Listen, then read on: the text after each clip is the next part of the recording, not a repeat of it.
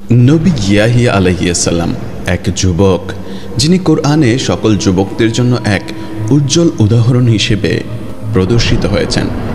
তার জন্ম ছিল এক অলৌকিক ঘটনা, যা মানুষের ধারণার বাইরে। বনি ইসরায়েলের প্রতি প্রেরিত সর্বশেষ নবী হিসেবে তিনি তাদেরকে তাওরাতের আইন স্মরণ করিয়ে দিয়েছিলেন। তিনি ঈসা আলাইহিস সালামের সমসাময়িক এবং সম্পর্কে তার চাচাতো ভাই ছিলেন। তার কোনো নির্দিষ্ট বাসস্থান ছিল না। তিনি পাহাড়ে, জঙ্গলে এবং গাছের ছায়ায় জীবনযাপন করতেন। তিনি সম্পূর্ণরূপে তার হৃদয়কে এই দুনিয়া থেকে বিচ্ছিন্ন করেছিলেন। তার জীবন কখনোই সাধারণ হওয়ার ছিল না। তিনি অল্প বয়সেই শাহাদাত বরণ করেন এবং এ কারণেই তিনি চিরকাল তরুণ রয়ে গেলেন। কিন্তু কেন তাকে হত্যা করা হয়েছিল? যেখানে আমরা নবী ও সাহাবীদের গল্পগুলোকে জীবন্ত করে তুলি। যদি আপনাদের এমন ভিডিও ভালো লাগে এবং আমাদের সাপোর্ট করতে চান, তাহলে আমাদের চ্যানেলটি সাবস্ক্রাইব করে ভিডিওটিতে একটি লাইক করবেন ইনশাআল্লাহ। আজকে এম করছি 500 লাইক। নবী ইয়াহিয়া আলাইহিস সালাম এর জন্ম ছিল সকল জাহানের প্রতিপালক আল্লাহ তাআলার পক্ষ থেকে এক অলৌকিক ঘটনা। তার পিতা ছিলেন নবী জাকারিয়া আলাইহিস সালাম, যিনি বনি ইসরায়েলের প্রতি প্রেরিত হয়েছিলেন। তারা ছিলেন দাউদ আলাইহিস সালাম ও সুলাইমান আলাইহিস সালামের বংশধর এবং মুসা আলাইহিস সালামের তাওরাতের শিক্ষাকে অনুসরণ করতেন। যদিও তার স্ত্রী বন্ধা ছিলেন এবং তারা সন্তানহীন অবস্থায় বৃদ্ধ হয়েছিলেন, নবী জাকারিয়া আলাইহিস সালাম সর্বদা আল্লাহর ফয়সালায় সন্তুষ্ট ছিলেন। সন্তান না হওয়ায় তিনি কখনো দুঃখ বা অসন্তোষ অনুভব করেননি। কিন্তু সময়ের সাথে সাথে তিনি দেখতে পেলেন যে বনি ইসরায়েলের অধিকাংশ মানুষ দুর্নীতিগ্রস্ত ও পাপী হয়ে উঠেছে। যেহেতু তার কোনো সৎ বা যোগ্য আত্মীয় ছিল না যে তারপরে তার মিশন চালিয়ে যেতে পারত, তিনি আশঙ্কা করতে লাগলেন যে তার মৃত্যুর পর ইসরায়েলের লোকেরা পথভ্রষ্ট হয়ে যাবে এবং আল্লাহর পথ থেকে দূরে সরে যাবে। তার হৃদয়ের এই ভয় তাকে এমন একটি সৎ সন্তানের গভীর আকাঙ্ক্ষা জাগিয়ে তুলল যে তার পরে মানুষকে পথ দেখাতে পারবে। আরেকটি গুরুত্বপূর্ণ ঘটনা এই আকাঙ্ক্ষাকে আরও শক্তিশালী করে তুলল। নবী জাকারিয়া আলাইহিস সালাম এর একজন ঘনিষ্ঠ আত্মীয় ছিলেন ইমরান নামে, যিনি বাইতুল মুকাদ্দাসের অন্যতম ধর্মীয় নেতা ছিলেন। তারও দীর্ঘকাল কোনো সন্তান ছিল না, কিন্তু তার স্ত্রীর আন্তরিক প্রার্থনা ও মানতের মাধ্যমে আল্লাহ অবশেষে তাদেরকে একটি সন্তান দান করলেন। সে সময় ইমরানের পরিবার বনি ইসরায়েলের মধ্যে ধর্মীয় ও সামাজিক উভয় ধরনের নেতৃত্ব ধারণ করত। নবী জাকারিয়া আলাইহিস সালাম এবং ইমরান উভয়ই নবী সুলাইমান আলাইহিস সালামের বংশধর ছিলেন। যখন ইমরানের স্ত্রী গর্ভধারণ করলেন, তিনি মানত করলেন যে তার গর্ভের সন্তান সম্পূর্ণরূপে বাইতুল মুকাদ্দাসের সেবায় উৎসর্গীকৃত হবে। কিন্তু সময় এলে তিনি ছেলের পরিবর্তে একটি মেয়ে প্রসব করলেন এবং তার নাম রাখলেন মারিয়াম। এই মারিয়াম ছিলেন নবী ঈসা আলাইহিস সালামের ধন্য মা, আল্লাহর মহান রাসূল। যখন জাকারিয়া আলাইহিস সালাম এই ঘটনা দেখলেন, তিনি আবারও অনুপ্রাণিত হলেন। তার অসম্ভব পরিস্থিতি সত্ত্বেও তিনি আল্লাহর রহমত থেকে কখনো আশা হারাননি। তিনি নিচু স্বরে এবং গোপনে তার প্রভুর কাছে প্রার্থনা করলেন, হে আমার রব, আমার হাড় দুর্বল হয়ে গেছে এবং আমার চুল সাদা হয়ে গেছে, কিন্তু আমি কখনো আপনার কাছে হতাশ হইনি। আমার ভয় হয় আমার পরে কি ঘটবে এবং আমার স্ত্রী তো বন্ধা। আপনি আমাকে আপনার পক্ষ থেকে একজন উত্তরাধিকারী, একটি সন্তান দান করুন। আল্লাহ সকল ক্ষমতার উৎস ও মালিক। এই দুনিয়ার সব কিছু তার সৃষ্টি দ্বারা বিদ্যমান এবং প্রকৃতির নিয়মাবলী তারই আদেশ। সব কিছু তার নির্ধারিত নিয়ম অনুযায়ী ঘটে, কিন্তু যখন তিনি চান, এই নিয়মগুলোর ব্যতিক্রম ঘটে এবং এগুলোকেই আমরা অলৌকিক ঘটনা বলি। যদিও মানুষের জন্ম সাধারণত প্রাকৃতিক নিয়ম মেনে চলে, আল্লাহ এক ব্যতিক্রম ঘটালেন। জাকারিয়া আলাইহিস সালামকে অলৌকিকভাবে দান করলেন ইয়াহিয়া আলাইহিস সালাম। ঠিক যেমন তিনি আদম আলাইহিস সালাম ও হাওয়া আলাইহিস সালামকে পিতামাতা ছাড়াই এবং ঈসা আলাইহিস সালামকে পিতা ছাড়া কেবল মা থেকে সৃষ্টি করেছিলেন। এটা অনেকটা এমন ছিল যখন তিনি প্রায় 100 বছর বয়সী নবী ইব্রাহিম আলাইহিস সালামকে এবং তার বন্ধা স্ত্রী সারাকে ইসহাক আলাইহিস সালাম নামে একটি পুত্র দান করেছিলেন। কোরআন এই অলৌকিক ঘটনাকে এভাবে বর্ণনা করে, আল্লাহ জাকারিয়া আলাইহিস সালামের প্রার্থনা কবুল করলেন এবং বললেন, হে জাকারিয়া, আমি তোমাকে এক পুত্রের সুসংবাদ দিচ্ছি, যার নাম হবে ইয়াহিয়া। আমি এর আগে কাউকে এই নাম দেইনি।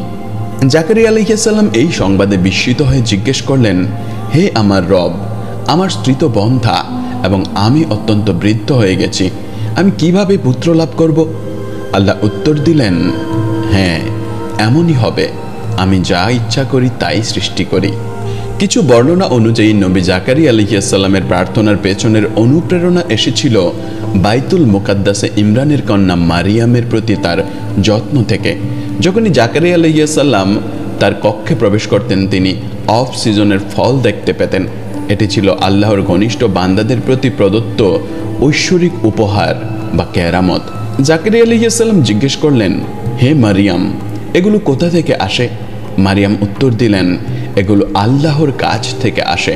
নিশ্চয়ই আল্লাহ যাকে ইচ্ছা অপরিমিত রিজিক দান করেন। ঠিক সেই মুহূর্তে জাকারিয়া আলাইহিস সালামের হৃদয়ে একটি চিন্তা এলো যে আল্লাহ মারিয়ামকে অফ সিজনের ফল দেন, তিনি আমাকেও আমার বৃদ্ধ বয়সে একটি সন্তান দিতে পারেন। তাই জাকারিয়া আলাইহিস সালাম আল্লাহর কাছে প্রার্থনা করলেন।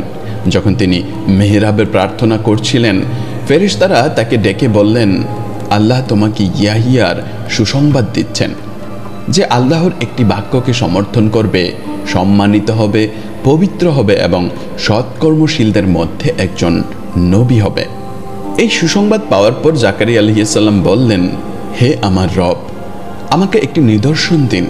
আল্লাহ উত্তর দিলেন, তোমার নিদর্শন হলো যে তুমি 3 দিন ধরে ইশারা ছাড়া মানুষের সাথে কথা বলতে পারবে না।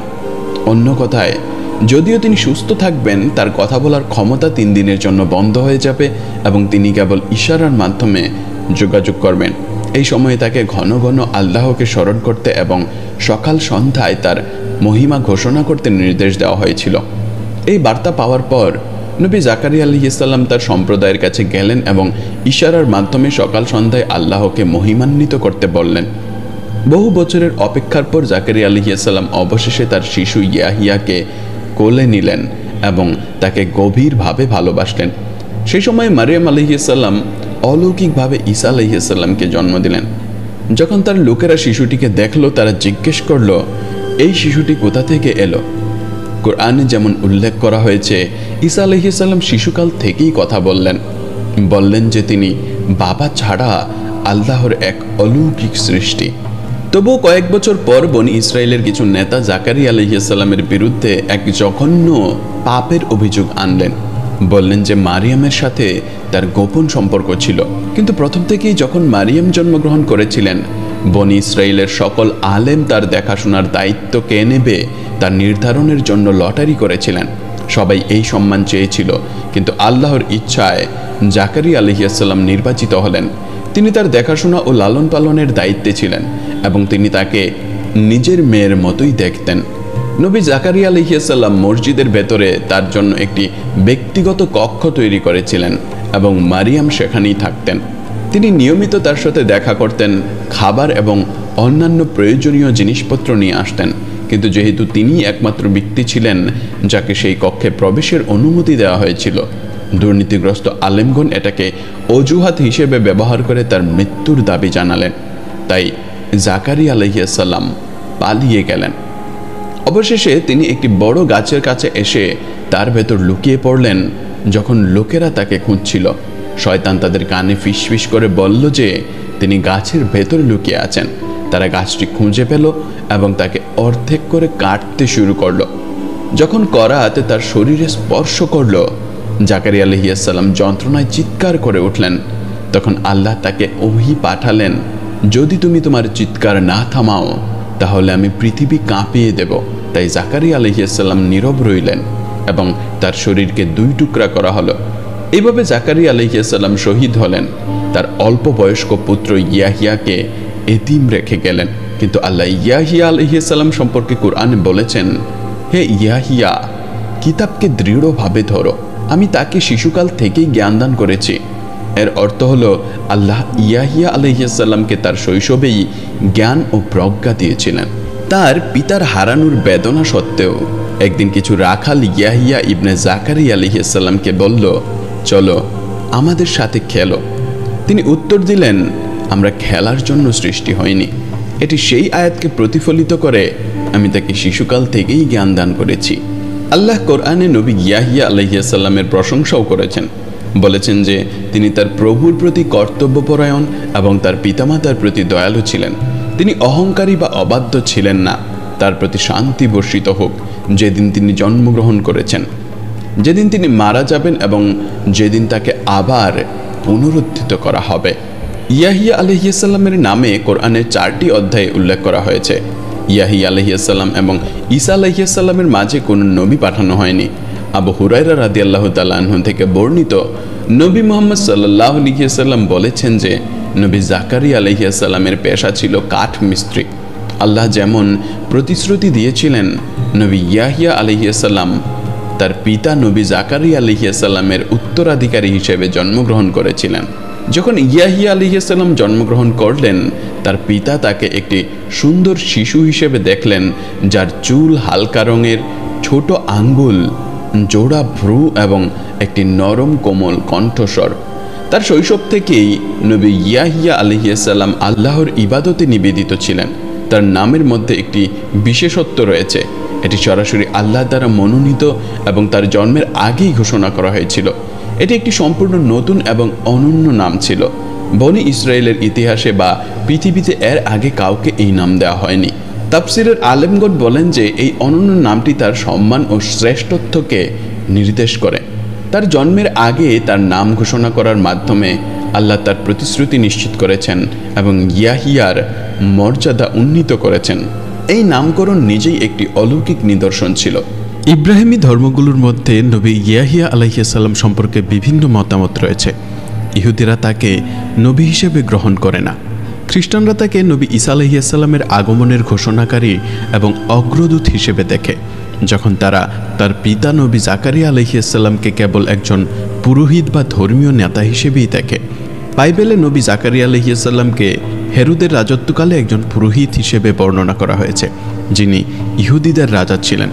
তাকে প্রভুর দৃষ্টিতে একজন ধার্মিক ব্যক্তি হিসেবে উল্লেখ করা হয়েছে, যিনি বিশ্বস্ততার সাথে সমস্ত আইন ও আদেশ মেনে চলতেন। ইসলামিক ঐতিহ্য ও বার্নাবাসের গসপেলে তাকে স্পষ্টভাবে একজন নবী হিসেবে উল্লেখ করা হয়েছে। অন্যান্য নবীদের মতে নবী জাকারিয়া আলাইহিস সালাম সততার সাথে শারীরিক পরিশ্রম করে জীবিকা অর্জন করতেন। আল্লাহ ইয়াহিয়ার হৃদয়কে ঈমান ও আনুগত্য দিয়ে পূর্ণ করেছিলেন।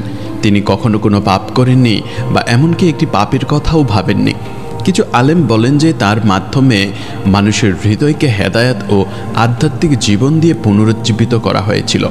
ঐতিহাসিকরা তাকে জ্ঞান ও পবিত্রতার একজন মানুষ হিসেবে বর্ণনা করেন, যিনি মানব জাতিকে সঠিক পথে পরিচালিত করেছিলেন। আব্বাস রাদিয়াল্লাহু তাআলা আনহু থেকে বর্ণিত একটি বর্ণনা অনুযায়ী তার মায়ের বন্ধ্যাত্ব তার মাধ্যমে শেষ হয়েছিল এবং তার জরায়ু আবার জীবিত হয়েছিল, যা তার গল্পের আরেকটি অলৌকিক নিদর্শন। নবী ইয়াহিয়া আলাইহিস সালামের জন্মের পর হিব্রু ঐতিহ্য অনুযায়ী তার খাতনা ও নামকরণ অনুষ্ঠান অনুষ্ঠিত হয়েছিল। উল্লেখ করা হয়েছে যে একটি শিশুর জন্মের 8 দিন পর খাতনা ও নামকরণ করা হয়। এই নিয়ম নবী ঈসা আলাইহিস সালাম এবং নবী ইয়াহিয়া আলাইহিস সালামের জন্য উল্লেখ করা হয়েছে। তার পরিবার, আত্মীয়স্বজন এবং শুভাকাঙ্ক্ষীরা 8ম দিনে তার খাতনা ও নামকরণ উদযাপনের অনুষ্ঠান করতে একত্রিত হয়েছিলেন। নবুয়ত প্রাপ্তির আগেই নবী ইয়াহিয়া আলাইহিস সালাম এক সত্যিকারের আল্লাহর প্রতি বিশ্বাসী ছিলেন। নবী হওয়ার পর তিনি সম্পূর্ণরূপে আল্লাহর ইবাদতে নিজেকে নিবেদিত করেন। তার কোনো জাগতিক আকাঙ্ক্ষা ছিল না।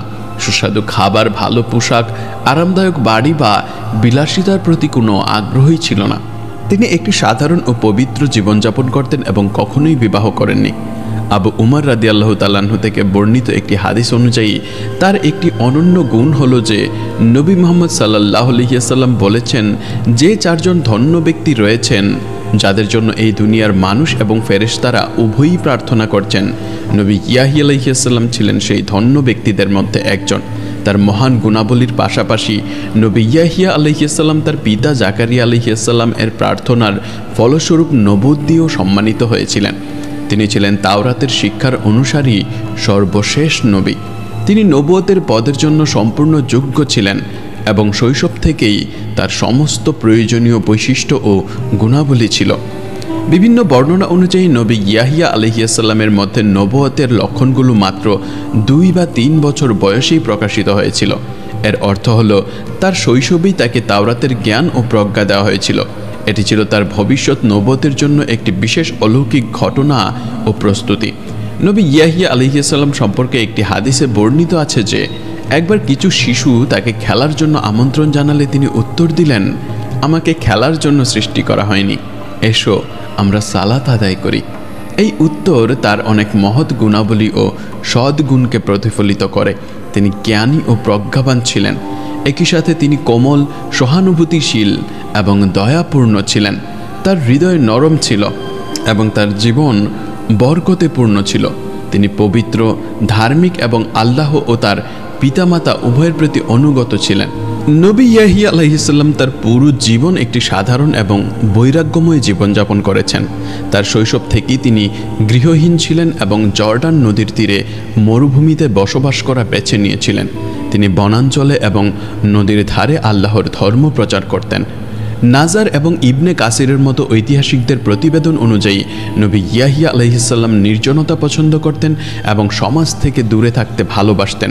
তার জীবনের বেশিরভাগ সময় মরুভূমি এবং বনাঞ্চলে কেটেছে। তার খাবার ছিল গাছের পাতা এবং ঘাস। কেউ কেউ বলেন তিনি জবের রুটি খেতেন এবং নদীর পানি পান করতেন। তার পোশাক ছিল উটের লুম দিয়ে তৈরি। তার কোনো বাড়ি ছিল না, কোনো সম্পদ ছিল না এবং কোনো চাকরও ছিল না। যেখানেই রাত হতো সেখানেই তিনি ঘুমাতেন। তবুও তিনি নিজেকে বলতেন, হে ইয়াহিয়া, তোমার যে সুখী কি কেউ আছে? খ্রিস্টানদের দ্বারা অনুসৃত গসপেল অনুযায়ী তার খাবার ছিল পঙ্গপাল ও বন্য মধু। তার হৃদয় খুব নরম ছিল এবং তার মধ্যে আল্লাহর প্রতি গভীর ভয় ছিল। এ কারণেই তিনি এত বেশি কাঁদতেন যে তার গালে অশ্রুর দাগ পড়ে যেত এবং তার মাড়ি দেখা যেত। একটি বর্ণনায় উল্লেখ করা হয়েছে যে যখন তার পিতা নবী জাকারিয়া আলাইহিসসালাম জীবিত ছিলেন তখন তিনি একবার শিশু ইয়াহিয়াকে খুঁজতে বেরিয়েছিলেন। দীর্ঘ অনুসন্ধানের পর তিনি তাকে একটি গুহায় খুঁজে পেলেন, যেখানে তিনি একটি কবর খুঁড়ে তার পাশে কাঁদছিলেন। জাকারিয়া আলাইহিসসালাম বললেন, আমার প্রিয় পুত্র, আমরা যখন তোমাকে দেখতে পাচ্ছিলাম না তখন খুব চিন্তিত ছিলাম, আর তুমি এভাবেই দিন কাটাচ্ছ। ইয়াহিয়া আলাইহিসসালাম উত্তর দিলেন, প্রিয় পিতা, আপনি আমাকে বলেছিলেন যে জান্নাত ও জাহান্নামের মাঝে একটি বিশাল মরুভূমি আছে এবং কেবল তারাই তা অতিক্রম করতে পারবে যাদের চোখ আল্লাহর ভয়ে কাঁদে। এটি শুনে জাকারিয়া আলাইহিসসালামও কাঁদতে শুরু করলেন এবং পিতা পুত্র একসাথেই কাঁদলেন। অন্য একটি বর্ণনায় উল্লেখ করা হয়েছে যে তার মা তাকে খুঁজতে এসেছিলেন এবং নবী জাকারিয়া আলাইহিসসালাম তার পুত্রকে খুঁজতে বেরিয়েছিলেন।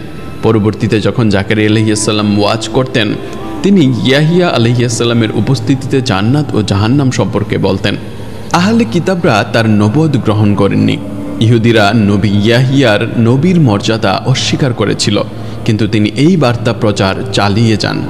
নবী ইয়াহিয়া আলাইহিসসালামের নবুয়তের সবচেয়ে গুরুত্বপূর্ণ দায়িত্ব ছিল নবী ঈসা আলাইহিসসালামের সত্যতা নিশ্চিত করা এবং তার পক্ষে সাক্ষ্য দেওয়া।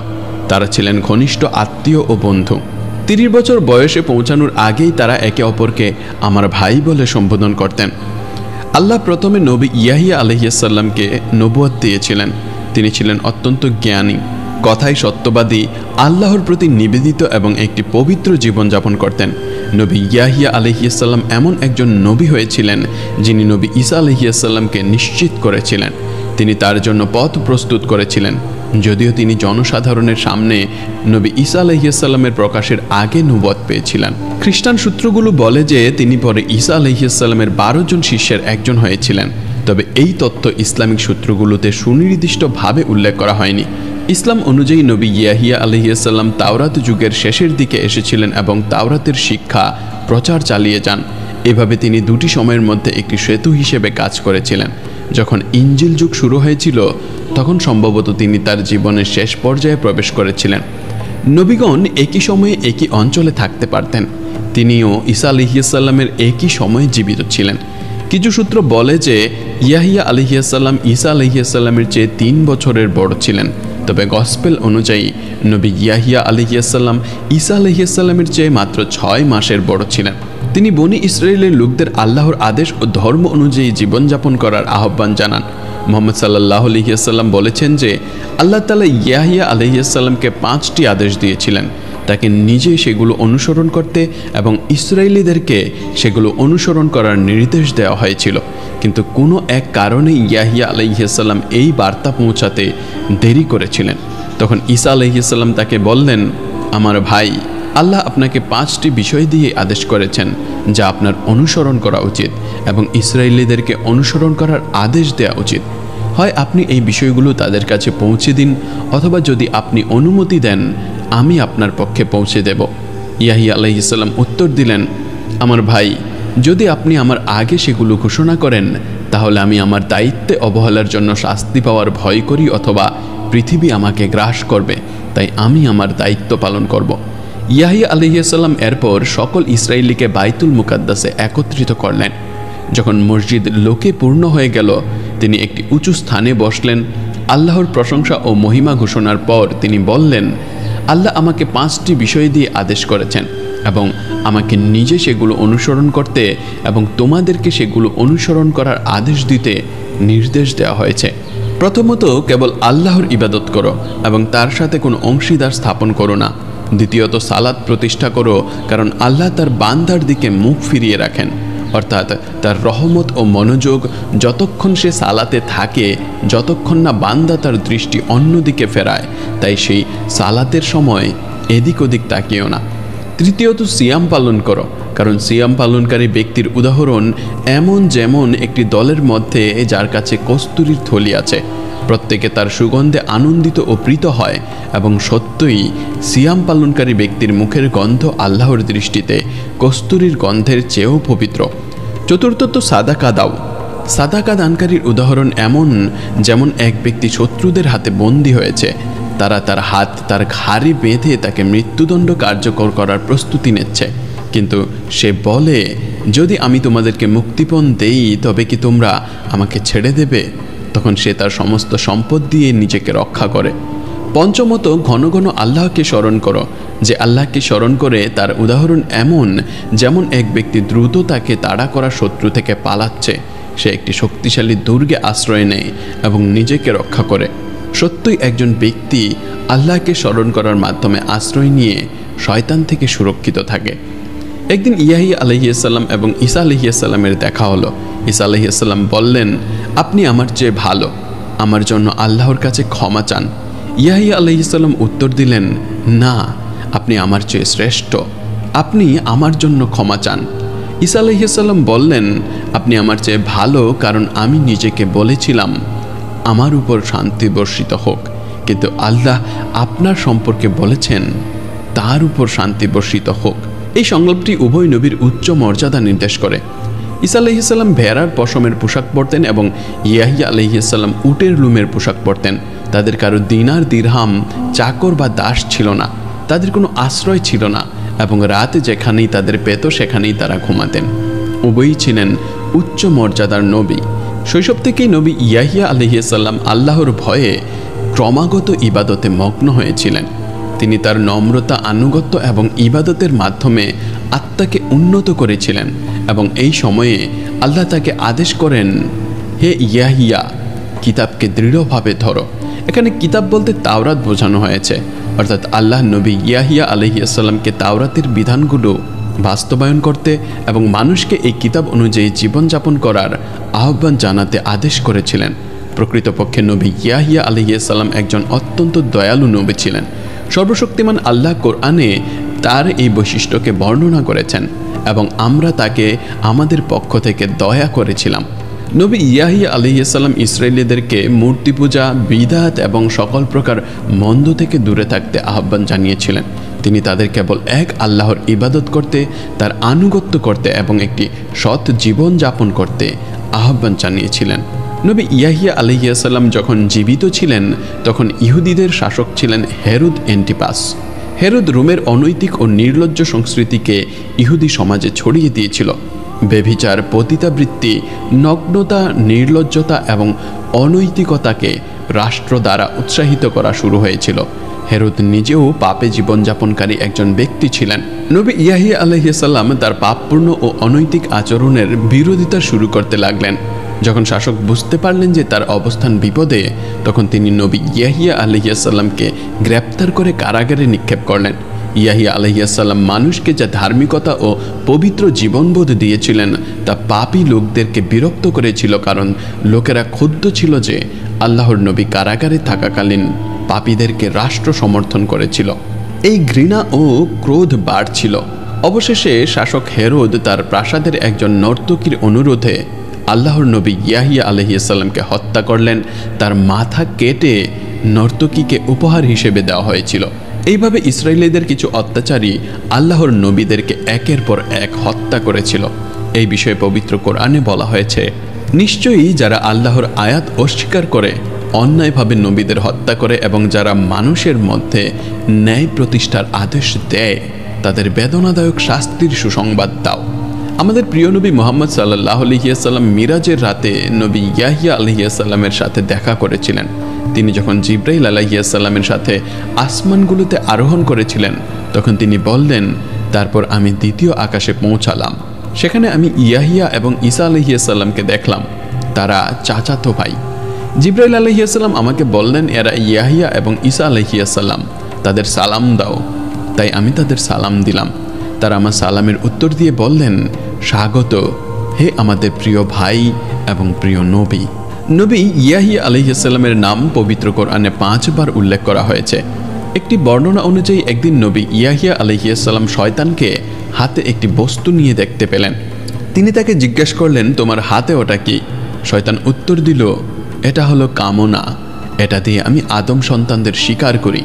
ইয়াহিয়া আলাইহিস সালাম জিজ্ঞেস করলেন, আমাকে শিকার করার মতো কিছু তোমার কাছে আছে কি? শয়তান বলল, না, তবে এক রাতে তুমি পেট ভরে খেয়েছিলে। সেই মুহূর্তে আমি একটি সুযোগ পেয়েছিলাম এবং তোমাকে তোমার সালাতে অলস ও দুর্বল করে দিয়েছিলাম। এই কথা শুনে ইয়াহিয়া আলাইহিস সালাম বললেন, তাহলে আজ থেকে আমি আর কখনো পেট ভরিয়ে খাবো না।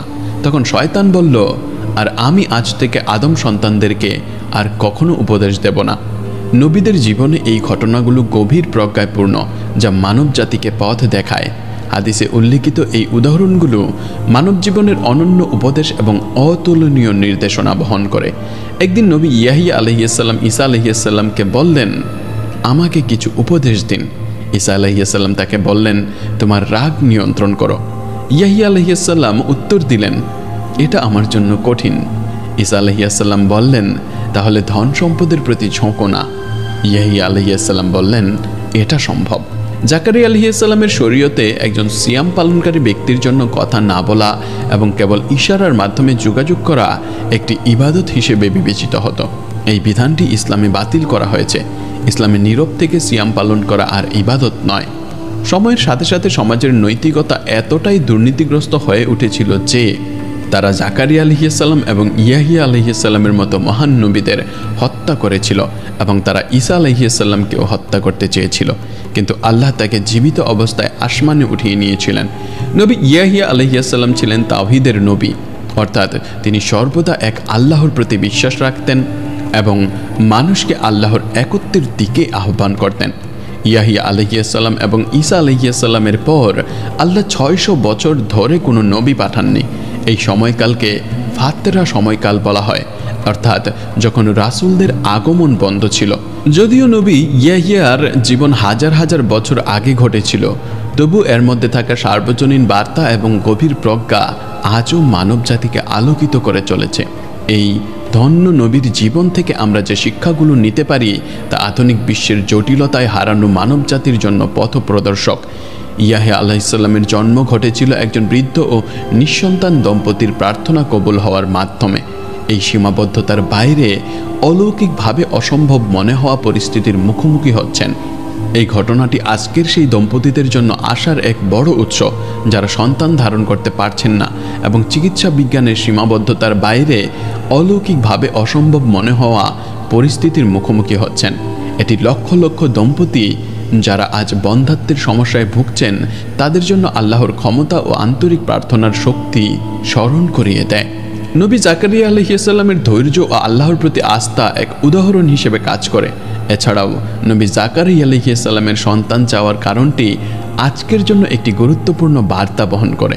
তিনি ব্যক্তিগত আকাঙ্ক্ষার জন্য নয়, বরং সমাজের ভবিষ্যৎ এবং ঈমান রক্ষার উদ্যোগে একজন উত্তরাধিকারী চেয়েছিলেন। এই পরিস্থিতি আজকের পিতামাতাদেরকে তাদের সন্তানদের প্রতিপালনে তাদের দায়িত্ব ও সচেতনতার কথা স্মরণ করিয়ে দেয়।